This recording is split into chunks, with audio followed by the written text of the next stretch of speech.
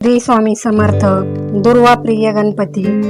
एकदा यमाच्या दरबारात तिलोत्तमा नावाच्या अप्सरेचे नृत्य चालू होते. यमाला ती अप्सरा खूप आवडली.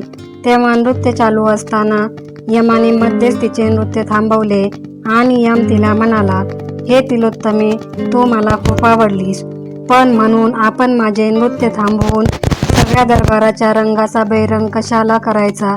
तिने रागाने विचारले.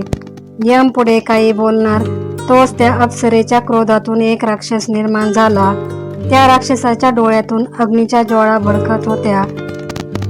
त्याने हसून गडगडाट केला आणि तो म्हणाला, हे यमधर्मा, माझे नाव अनलासूर. तू तिलोत्तमाचे नृत्य मध्येच थांबवलेस म्हणून मी तुला खाऊन टाकतो. त्याचा तो कानठळ्या बसवणारा आवाज ऐकून यमधर्म घाबरला आणि पळून गेला. तो राक्षस समोर जे दिसेल ते खाऊन टाकू लागला. सर्व देव घाबरले व सैरावैरा पळू लागले. एका उडीत अनलासुराने त्यातील काही देवांचा फडशा पाडला. उरलेले देव विष्णूकडे धावले. विष्णूंनी देवांना अभय दिले.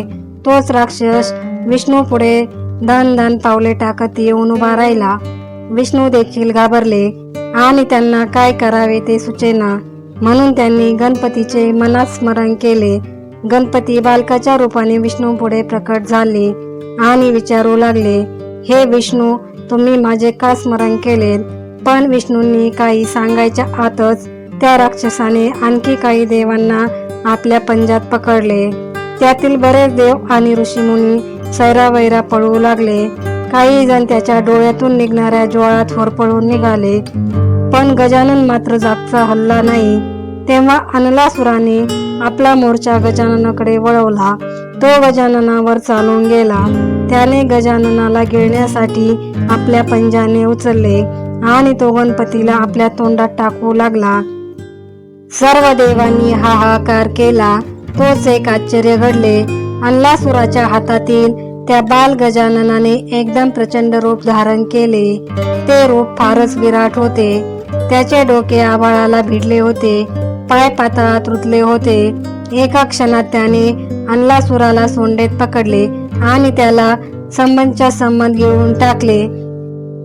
पण प्रत्यक्ष आगीचा लोळ असलेला तो राक्षस गजाननाने गिळून टाकल्यामुळे त्याच्या सर्वांगाची आग होऊ लागली.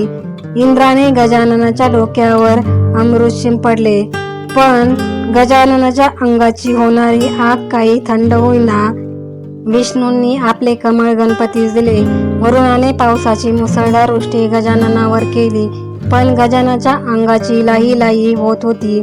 शंकराने आपल्या नागाची सावली त्याच्यावर धरली, तरी गणपतीच्या अंगाची लाही लाही होत होती. तेव्हा 88,000 ऋषींनी गणपतीच्या मस्तकावर ताज्या हिरव्यागार दुर्वा वाहिल्या. त्याबरोबर त्याच्या अंगाची होणारी आग एकदम नाहीशी झाली.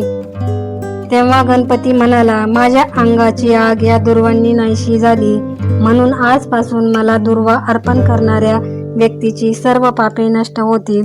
ती व्यक्ती बुद्धिमान होईल. दुर्वा मला अत्यंत प्रिय आहेत. श्री स्वामी समर्थ.